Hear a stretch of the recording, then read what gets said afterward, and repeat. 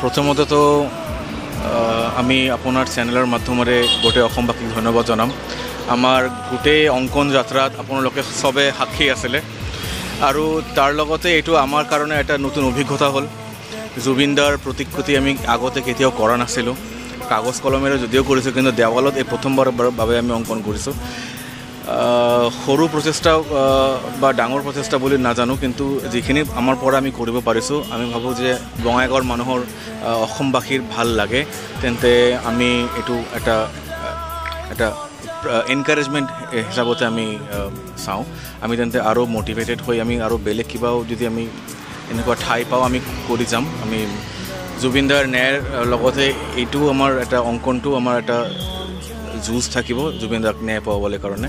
তো এইখিনি প্ৰতিভা, এইখিনি অভিজ্ঞতা লৈ আমি কামটো আগবাঢ়ি গৈছোঁ। আমি অলমষ্ট আমাৰ 7 দিনমান সময় লাগিছে এইখিনি কাম শেষ কৰোঁতে, ভালেই লাগিছে। ধন্যবাদ।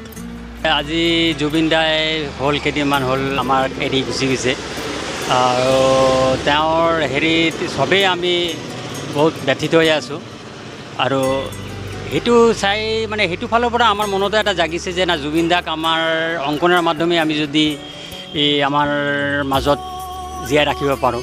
বহুত ধৰণৰ চেষ্টা কৰি আছে, আমি আমাৰ অংকনৰ মাধ্যমে চেষ্টা কৰিছোঁ আৰু আমি বহুত আৱেগেৰে আৰু আমাৰ ভালপোৱাৰে আমি এই অংকনখন কৰিছোঁ, কিয়নো আমি আমাৰ নিজৰ কামখিনি বন্ধ ৰাখিছোঁ, অলপখিনি কাৰণে হ'লেও বন্ধ ৰাখি আমি এইখিনি কাম কৰিবলৈ বহুত ভাল পাইছোঁ। জুবিন দাই যদি আমাৰ মাজে এনেকৈ যদি যুগে যুগে জীয়াই থাকে, আমি অতিশয় আনন্দ পাম।